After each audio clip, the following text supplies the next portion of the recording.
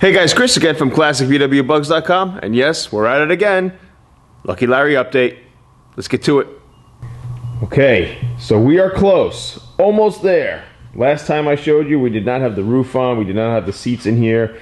As you can see here, this is a 3-fold ragtop. I have this sucker stretching out. It's nice and tight. It's like tight like a drum.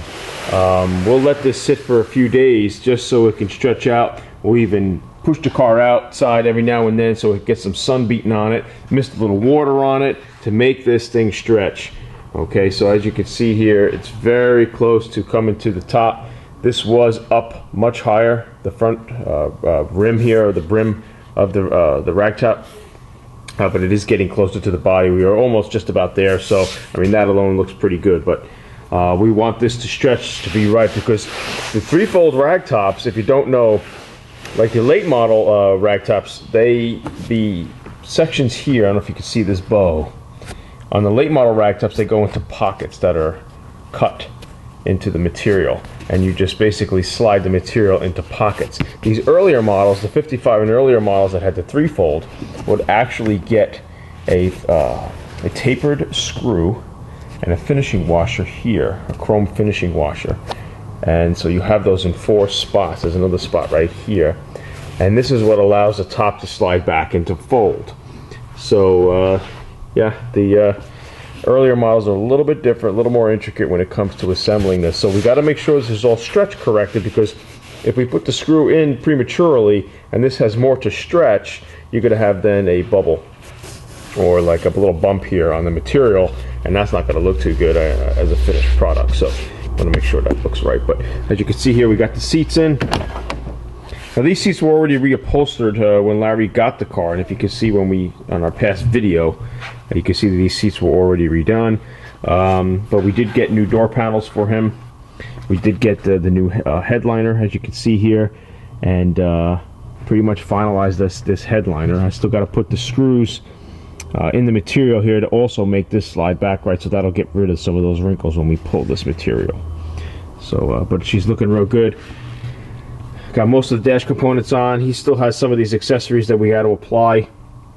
I was all day yesterday working on the electric with this car, and I know we put a new wiring harness in here. As you can see, I spoke about that last time. But what was really giving us a hell of a time were the switches. Now I have over here on the table, here's some of the early switches that you would see for an oval window. Okay, this is the light switch. Okay, they don't really sell these new anymore. There's guys out there online that will rebuild these and make them look real nice. But when you have switches like this, even here's your like an ignition switch. Okay, most of the time these go in okay. I mean, you get a brand new wiring harness. Most of the time you can clean these things up. You can clear coat them, paint them, do whatever you like.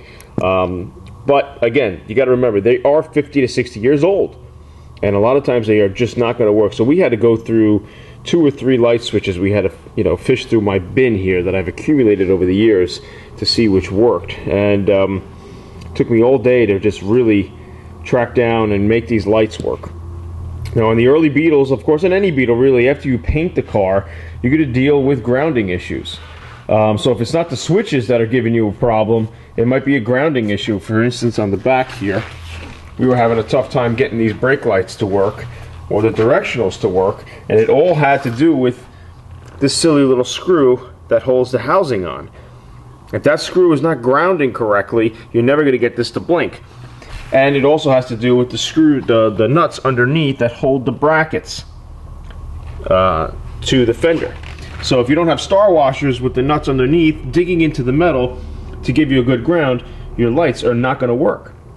So a few things we have to order for Larry is definitely a turn signal switch. His turn signal switch was not working correctly. Now, and these are late models, like the late 55 onward. The turn signal has also the brake wires traveling through it to relay, and a lot of times, it's just things just don't want to work right with the early stuff. So Wolfsburg West will actually sell this switch, and basically this switch will work for late 55. Should be all the way up until I think 61. So that's something we're going to have to get. Now, if you have a early 55 and back, they don't make those brand new. You would have to try to source a good used one. Now, I see those on eBay every now and then for, I don't know, good 150, 200 bucks. So be prepared to pay. But the Wolfsburg West for 55 and later turn signal switch will be about $87. So here's the switch, his original switch that we had. And it went up and down fine. We had blinkers on the driver's side, but we just did not have brakes. We had blinkers, driver's and passenger side, but we just didn't have the brake light working on the passenger side. And basically, it's just the connections, the prongs in here were not touching correctly, and it was just a lot more hassle to mess with this. So we just opted to get a new one. So that should be coming in shortly. We also had an issue with his on these earlier models. You have the bright switch, the low and the bright switch on the floor instead of it being on the column like some of the later models. And this switch was shorting out and blowing fuses. So every time you press the button with your foot to make the high beams go on, it was getting real dim. The lights on the dash on the speedometer were getting dim, and I even started to smell some some burning going on. So apparently something internally here just was not working good. So these are old, you know, so I had to store some others in my stash here, and you see these look old too, but we were able to find one that worked. The other cool feature that Larry has on this car, which is pretty rare and very much sought after, is the gas tank that has the gas gauge in it. Now normally from the factory, VWs did not have gas gauges until 62. So as you can see here, there's a gas gauge on here called the Denny gas gauge. Very, very collectible to VW enthusiasts. And we have it installed into his dash right here. Not sure if this thing works yet, but we're getting there.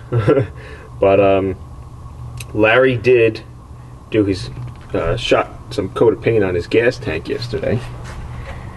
So I'll take a peek of it here. Now, this controversy and this talk back and forth as far as, you know, what color were the gas tanks painted. For Beetles, most of the time in this time period, it should have been a gray color, maybe even a little bit darker, like this one I have here. I usually spray some of my gas tanks with this color. Larry opted for this color. Many times when I spray my cars with a new paint job on it, you know, say that 56 right here, or the 53 on the other side, the beige car, I'll spray the gas tanks black. I just like the way the black looks inside the car. But when you have a black car, I can see with going with the gray color. I always like contrast. I always like things to pop. So Larry sprayed this with, let's see, a Rust-Oleum. There you go, smoke gray. You can probably get this at any Lowe's or Home Depot. Sanded the tank down, cleaned the insides of the tank out, and sprayed it a nice gloss color. Probably would have been a flat color from factory. The only issue you might have sometimes, like say in the state of New Jersey, when they fill your car up, they have a gas attendant come out to your car and fill up your tank. Many times, and it's happened to me plenty of times before, they are always spilling on the tank. And what happens when you spill gas on a freshly painted gas tank? Of course, the paint starts to lift. So you run into that issue. There are clear coat options that you can put on top of the tank to protect that, but I usually like to fill myself, and I keep a rag on hand to wipe anything off if I need to. So getting back to the Denny gas gauge, here is the unit that Larry taped off, basically the sending unit that they mount to the top of these tanks for the Denny gas gauge to work. Again, we don't know if this is going to work yet, but it does look cool in the dash, and it's definitely something very collectible. So we'll have to wait and see how that turns out. Okay, so we should be wrapping up Larry's car very, very soon. He's going to be driving this around just in time for show season, and she's going to look spectacular on the road. So we're just about there, just about finalizing the electric. Got the gas tank ready to go. Just throw some fresh gas in it, start this baby up, and take her out for a test drive. So, and then once you start test driving and you put some miles on it, there's going to be more kinks and quirks and, bugs you're going to have to still iron out. Remember, these cars are 50, 60 plus years old, and they're going to need a TLC to get them rolling the way you want them to. So Got any questions? Chris at classicvwbugs.com or visit my website, www.classicvwbugs.com.